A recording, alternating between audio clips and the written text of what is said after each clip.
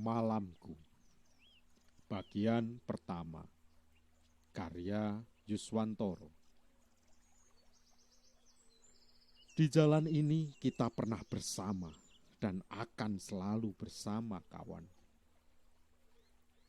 Matamu menatapku nanar di antara tangan-tangan yang cekatan merobek lembaran-lembaran kertas dan langsung membuangnya ke perapian. Dalam sekejap, api berkobar besar, melahap habis sobekan-sobekan kertas yang menumpuk. Nanti selepas subuh, kita harus ke kota perantara. Di sana, kita akan berpisah untuk sementara. Aku akan menuju Pulau Seberang untuk mengkonsolidasikan kawan-kawan yang masih tersisa. Kamu berangkatlah ke ibu kota dengan kereta malam. Matamu masih saja nanar saat api itu mulai meredup berganti dengan asap putih dan aroma kertas yang hangus. Kupandang wajahmu nyaris tak berkedip. Dingin, gelap malam menuju pagi, membuat tubuh ini bergetar meneriaki nasib yang tak tentu arah. Hanya tatapan matamu saja yang menyisakan hangat di gelap malam menjelang pagi itu. Api di halaman rumah kontrakan yang sempat dinyalakannya benar-benar telah padam. Berganti abu hitam berserakan tak tentu arah. Hangat perapian itu sirna dalam sekejap. Tubuhku terasa semakin menggigil. Hatiku masih saja menghadirkan tanya di tengah gelap menuju pagi. Aku berharap api itu masih menyala, menjaga hangat tubuh yang terus menggigil. Tapi api itu telah padam, berganti kembali dengan gelap. Kurasakan ada beberapa pasang mata di antara lorong-lorong gelap tempat kami berlindung di antara pekat malam menjelang pagi. Dan beku udara yang terus menusuk hingga tulang sumsum. Jangan jadi peragu dan penakut lagi. Abaikan pikiran kosongmu. Jangan lagi kamu isi hatimu dengan ketakutan-ketakutan. Jalan kita ini menuju pagi, di mana matahari akan bersinar terang dan menghangatkan tubuh kita semua. Kata-katamu meluncur setengah berbisik di dekat daun telingaku, menghembuskan nafasmu yang terasa hangat.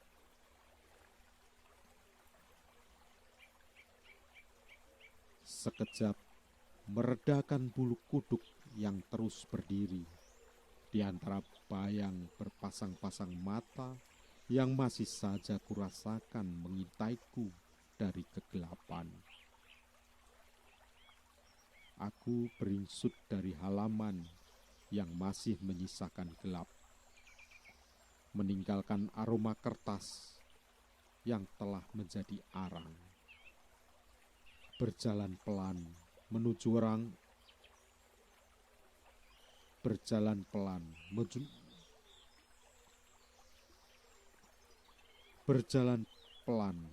ruang tamu yang tak kalah gelap. Sejak hujan deras sore tadi, listrik di lorong-lorong kampung ini padam. Dalam samar bayang gelap, aku mencoba berjalan perlahan di belakangmu. Langkahmu tak kulihat, tertutup pekat. Hanya ku dengar lirih telapak kakimu yang menapak lantai seperti berbisik ringan. Tak ku dengar lagi langkah tegapmu yang kemarin, yang biasanya tegas menjejak tanah. Kini langkahmu seperti kapas yang berhamburan tertiup angin. Senyap. Ya, begitu senyap saat ruang-ruang di rumah ini telah kosong. Semua penghuninya seperti diterjang badai dan terbang entah tak tentu arah. Aku duduk di sudut ruang tengah, yang tengah berada di balik dinding ruang tamu. Aku duduk di ruang tengah yang tepat berada di balik dinding ruang tamu. Kurapatkan kakiku sambil terduduk di lantai yang membeku. Tak lagi kudengar suara gini. Tak lagi kudengar suara gitar berdenting di ruangan ini. Senda gurau bercampur aroma asap rokok yang menusuk hidung, dan terkadang juga bercampur aroma minuman beralkohol murahan. Kini telah lenyap dari ruang tengah ini, berganti beku, sunyi, gelap, dan mungkin ketakutanku yang terus berkejaran. Baru kemarin rasanya gegap gembita suara-suara penuh ledakan dari tenggorokan memenuhi setiap sudut ruang tengah ini. Mata-mata penuh tatapan tajam sering kulihat hadir di ruangan ini. Mereka kurasakan menghadirkan nyala dan nyali hingga ruang tengah ini selalu terasa hangat. Kemana suara-suara itu? Kemana anak berambut gondrong dari kampung seberang yang kemarin begitu lantang suaranya bercampur aroma alkohol murahan itu? Kemana pria muda berbadan kurus yang selalu memetik gitar di sudut ruang tengah ini?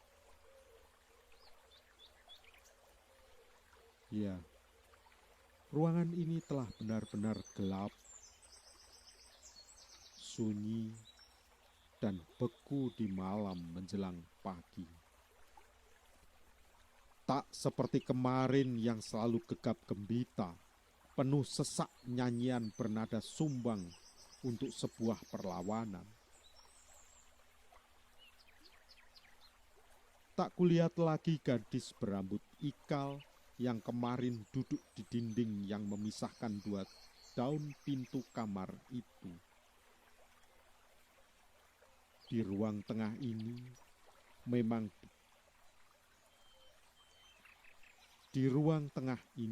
memang terhubung langsung dengan dua kamar yang tak pernah ditempati untuk merebahkan badan. Ah, iya. Gadis itu kemarin duduk di situ. Rambutnya ikal, diikatnya dengan kain bandana merah.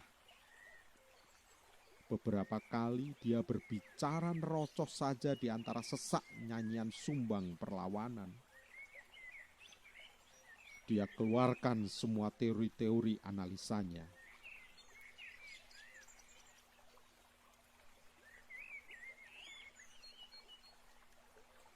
Gadis yang aneh, pikirku. Katanya dia anak kedokteran dari kampus sebelah. Tapi pemuda gondrong yang nafasnya selalu menebarkan aroma alkohol murahan itu sering mengingatkanku untuk berhati-hati dengan gadis itu. Bung, kau naksir ya sama gadis itu? Hati-hati, Bung. Kalau tidak ingin hatimu dipatok ular berbisa. Pemuda gondrong itu selalu terbahak dan menghamburkan aroma naga dari mulutnya. Bung, kau masih baru di sini. Aku ini sudah makan asam garam di sini. Bung, dia anak tentara. Kalau Bung masih nekat dekati dia, siap-siap saja isi kepala Bung meledak dan otak Bung berhamburan di ujung lorong sana. Bung, bapak gadis itu punya pistol. Pelurunya tajam.